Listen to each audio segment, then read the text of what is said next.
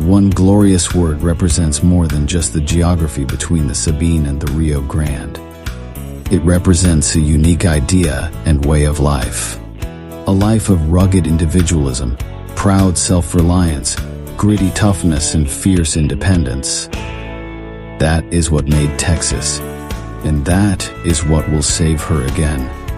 Howdy, folks. Sam Houston here. I want to thank you for tuning into the Feed Bandit podcast. Feed Bandit is the Texas first outdoors brand built by rabid Texans, for rabid Texans, and all those who aim to be one someday. We unapologetically promote the ideals that shape our Texas pride and Texas first patriotism through our love of hunting, the outdoors, and the gear and apparel we create. Texas, above all else, preserve the tradition, protect the legacy. Check us out at feedbandit.com. And to repeat that great rallying cry from a former colleague of mine, liberty or death. Now, enough of my talking. Here are a couple of bandits that love Texas as much as I do. Enjoy.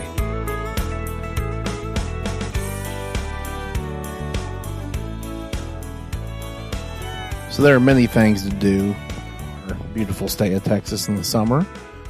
Hit the beach, other things like that. One of the more overlooked things to do, in my opinion, this pertains to the folks who listen to this show and put on this show, is going out there and doing a little summertime hog blasting. Now, obviously, exotics as well, but in this particular scenario, we're just focusing on the piggies, of course.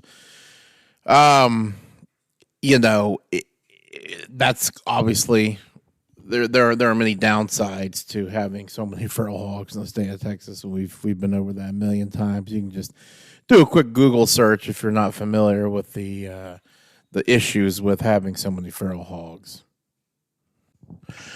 So get out there and enjoy the blessing and curse of summertime feral hog hunting in the state of Texas. So, many people are saying, okay, well, are you crazy?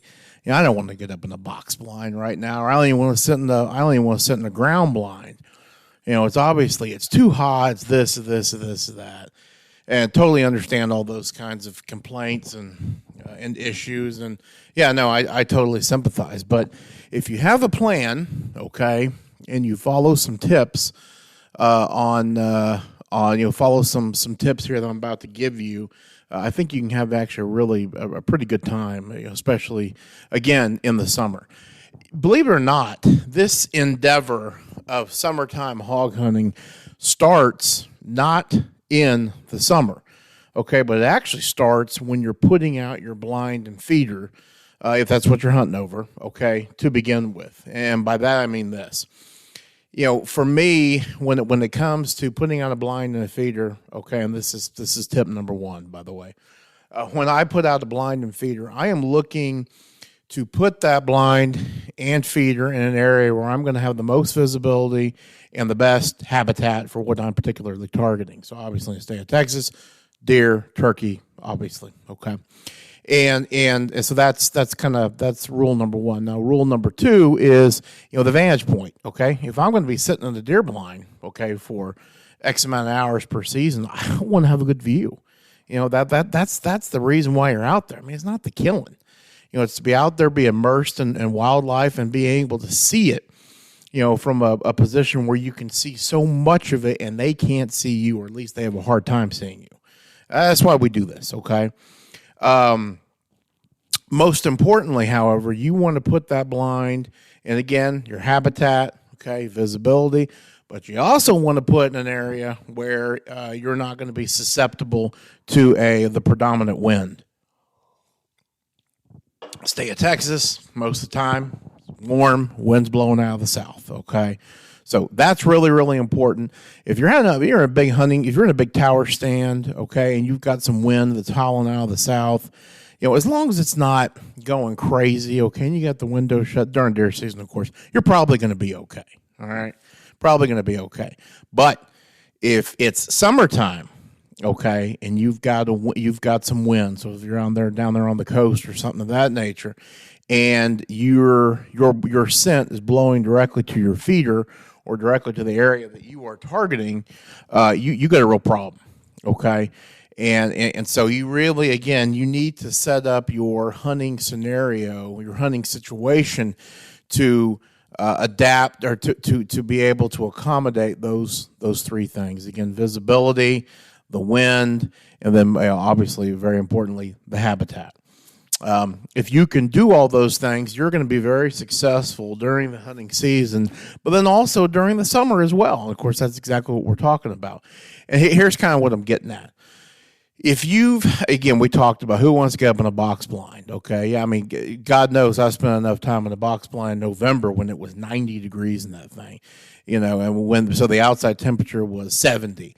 All right, can you imagine getting up in a deer stand, especially the ones they have nowadays that are good and insulated? Can you imagine getting up in one of those right now when the actual air temperature is 100? No, forget it. I mean, it's going to be really, really rough. So that being said, excuse me, that being said, you want to go out there and let's find an area where, again, you get good visibility and the wind is going to be great, but you can get out there and park a vehicle, okay, a UTV, an ATV, all right, or a truck if you want to. Sit in the bed of your pickup, okay. Okay, an area where you can actually go in there with a camp chair, okay, a cooler full of refreshments, and a tripod, okay, or a monopod, or a non-monopod, but a tripod or a bipod, whatever you want, so that you can have a good shooting rest, so you can target those hogs. Bottom line is, you are outside of the box blind, okay? Not only is that going to get you out there in nature, but you believe it or not, it's actually a heck of a lot of fun. Okay, obviously you got to be in the shade. All right, if you don't have any shade, you're in trouble. Okay, now if you don't have any shade in your particular area, make some shade. Okay, people think, what are you talking about? You crazy?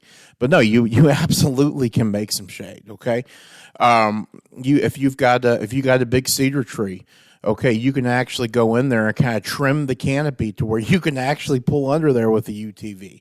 Or obviously, you can put a chair under there. Same thing with a mesquite tree. Okay, you can sit there and manicure it to meet your needs. We've done this a million times with cedar trees. It's absolutely no different. If none of that particular works, put up a lean-to, okay? Put up a lean-to made of wood. Okay, now, obviously, it's going to bother the hell out of the deer, okay, when you first get it there. But if you put that thing out in August, by the time next summer rolls around or next spring and you're wanting to hog hunt at that particular area, they ain't going to worry about it. Okay, you can park a truck by a deer feeder, and after a few weeks, they're just going to get used to it being there. They're not going to like it, but they're going to get used to it being there. So obviously, there's a lot of different things you can do. Okay. Another thing to consider is dress for success. Okay. A lot of folks will, say, well, okay, being there in the super tall grass, I got bugs and all that. Okay. No, I totally hear you. And I'm not saying I'm immune to chiggers and other biting insects, but they just don't really seem to bother me. Okay. So with me, it's a cutoff shirt, it's shorts, and it's snake boots. All right.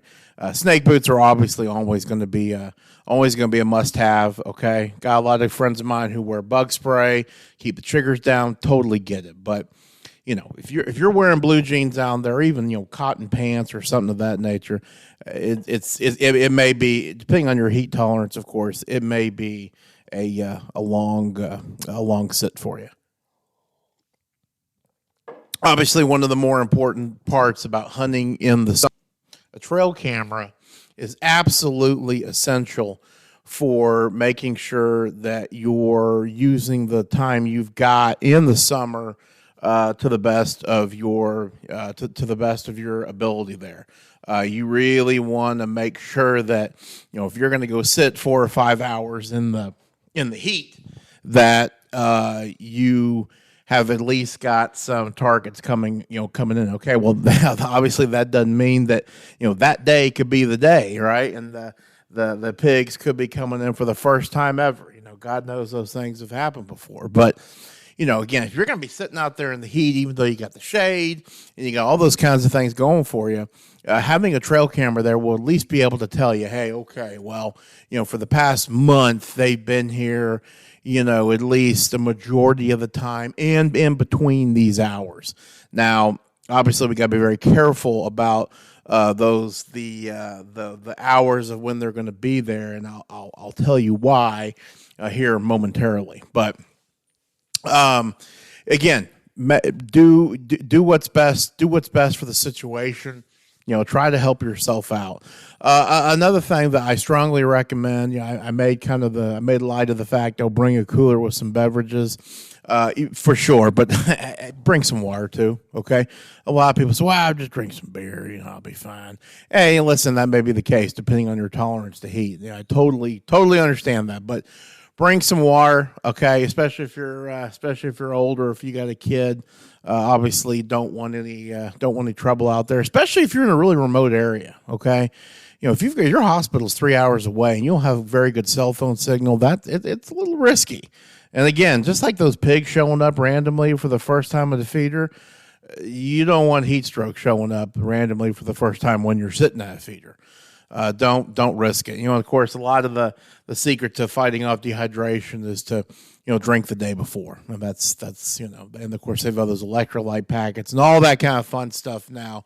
So again, if you plan on doing that, sitting in the shade, I highly recommend having that in your system. So all of this tips are to tell you this story, and this happened this past weekend at Rancho Bandito. We took one of our Rangers out. And it's got a little high rack on it. It's one of the, I guess, what do you call it, the four-seaters. And it's got a high rack on it that we built. And this particular area that we're going to be hunting in, really, it doesn't get a lot of traffic, okay? Even in the summer when when we call the cows up once or twice a week, checking water troughs, but just not a lot of traffic there, which is obviously great. We want to keep it as natural as we can. Corn feeders, still got some corn in them. Protein feeders, of course, are running full steam. Being what time of year it is with antler growth and it's on its way.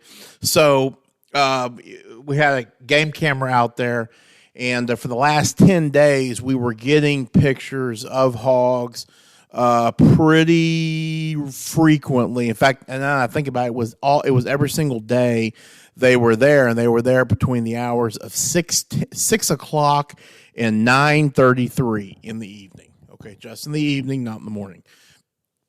And so, obviously, a majority of the time they were showing up between those types of things. Of course, that 6:30 time frame, we thought, okay, well that's kind of an outlier. That's awful early, especially given the heat and and just kind of how everything is. So, we won't really take that into consideration. We will try to show up somewhere around, just call it 7 o'clock, something of that nature. That was our plan. This particular blind and feeder setup is made for exactly what we talked about earlier, and that is we have the ability to pull up next to, actually it's near a cedar elm, and we will be completely immersed in the shade. The wind will be right in our face, which is absolutely perfect, okay? So that was the plan. We were sitting at the house, and quite frankly, we were just kind of bored. So we actually got a head start, okay? We ended up leaving the house about 5:45, going cross country in the UTV, laughing it up, having a good time. And we arrived in the hunting area, okay, about 6:20 or so. And we said to ourselves, okay, we'll go in the back way. And that's another really important thing, okay? Some of these blind feeder setups, you may have a choice, okay? But if at all possible, have a back way of getting into your summer hunting spot that's not driving right through the blind and feeder spot, even if you're going to be really early, like we were, okay? So we went in, we drove in, and as we're driving in, we catch what looks to be a hog at the feeder already. Okay, mind you, it's 6:20, 6:30, something of that nature. We're thinking, oh my God, you got to be kidding me. This is crazy. Obviously, we're not 100% prepared. We ended up making it. We actually just crept and crept and crept. Okay, because again, hogs' vision is pretty terrible. Their sense of smell is incredible, and their hearing is pretty good. So we gambled a little bit. Okay, we gambled a little bit, and we got up there. We got a little closer, and we were finally able to park the UTV in some shade. And my buddy's son was preparing for the shot, and as he was preparing for the shot, that is when we noticed another black feral hog in between us and the pen. Okay, now this guy, or this gal rather, was at about 75 yards. So we're like, oh man, this is absolutely perfect. Now, one of the problems with this area that we're hunting at is, the feeder pen, of course, is completely and totally worn down. Okay, just from traffic, from deer, over the years. It's not in a situation where you have to mow it. Okay, now typically during the season we will mow. The primary trails going from the blind to the feeder, and then actually we have a trail that kind of leads away from the feeder that we will mow. Just for the heck of it, okay? And we will mow around the feeder pen. Well, here we are, 1st of July, basically, have not mowed in some time, okay? And we do that on purpose. A lot of that's for fawns, have cover and all that kind of stuff. So the grass is pretty tall. We've had a substantial amount of rainfall, okay? I think we're sitting at 25 inches right now at Rancho Bandito. We average 35, so we are doing really well. But my buddy's son, he's a hunter. Okay, he knows what he's doing. He's ethical, and he says, Dad, I can't get a shot. I can't get a shot. The grass is too high. The grass is too high. So at this point, there's nothing we could do. We couldn't. We didn't want to chance it and getting out there and walking through the grass and trying to get a little bit closer. And again, at the end, he's on the high rack, so he's up above. We figured that would give us the best chance anyway. Well, the stars aligned, and stars aligned many times on this hunt, by the way, and that's not normally the case. This hog ended up making his way from right to left, so he was actually in a clearer path, and we had him dead to rights about 75 yards, and my buddy's son he's got a little red dot. This is a 300 blackout. And he sent around downrange, and it definitely hit her. You could hear it, and but she ran off. We gave it 30 minutes or so, and then my buddy and I took off walking, looking for this animal. Unfortunately, as is a lot of the times with feral hogs, we're not able to recover this hog. Now, my buddies, and it's kind of what we do. You always go for the head. That's exactly what we're trying to do here. So, pretty confident he hit this hog. May hit a little far in the back, maybe in the neck. Still should be right in there. But we did some serious walking. We're unable to locate this pig. But that's hunting. That's the way it is. We recouped and we were ready to go. Well, on this particular pasture, we've got another blind and feeder sub that we were able to sneak into. So we said to ourselves, okay, obviously we shot here. These are hogs, much like deer. I don't think that they're going to come back, even though we didn't shoot at anything in the feeder pen. But we still shot several times. So obviously it just makes sense for us to move on. So that's what we did. We ended up driving about I don't know, quarter mile away, something that we're sitting on another feeder. And that's when the owner of the property, who's my father, texted me and said, hey, are you going to get a shot on these hogs? And he sent a screenshot. He's got a cellular camera there, a cellular game camera. And I said, what the hell are you talking about? We already took a shot. I said, missed. I said, we missed. He goes, oh, and my dad says, oh, I thought you were still sitting there. I said, no, hell no, we moved. We moved. We thought it was the way that we thought it was the thing to do, given the fact that, we hadn't, that we had shot, So in the time that it took us to drive over to this place, okay, which is about 15 minutes or so, we were probably parked there for 5 to 6 minutes at the max. either the same group or another group of pigs came in. So I'm like, oh my God, you got to be kidding me. So we said, okay, I don't think there's any way possible that we're going to go in the back door on this one, like where we were hunting originally. I said, I think the best part of this is let's kind of park the vehicle. We'll walk down this road, okay, that's clear. There's not a lot of crunchy grass or anything of that nature. See what we can do. Well, again, Lady Luck smiled on us. My buddy and his son were able to get just even with that feeder pin, okay, and literally 10 more yards, the wind would have picked them up and they would have been busted and it would have been over. But they played it really, really well, and he was able to put a great shot on a pretty substantial looking sow. She was under 100 pounds, okay, but she had some piglets that were they were all big enough to survive. But obviously, if you can, sows are the ones you want to target because they're the ones that obviously do the baby making, which they do multiple times. So. Anyways, my buddy's son was able to put a shot on her, and we were in absolutely great shape. It was a great hunt, a lot of fun, and again, just proof that yet again you can absolutely get out of the blind, get out of the house, and get out there and mixed up with some pigs. Okay, I have a theory that in the summer.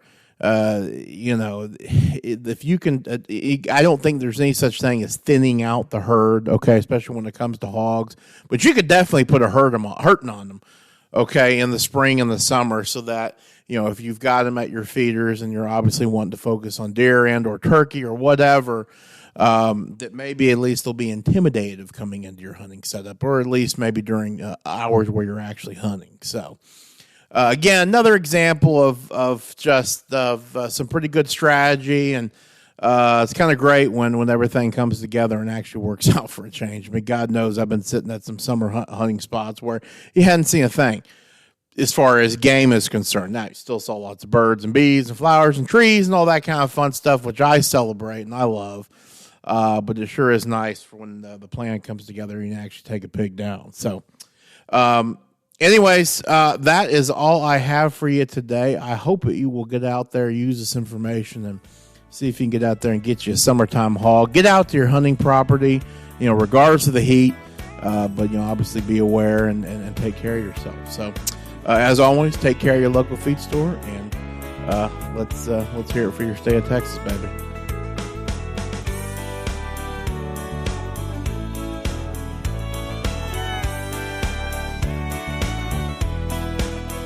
Well, I hope the bandits gave you an interesting episode that either entertained or educated you.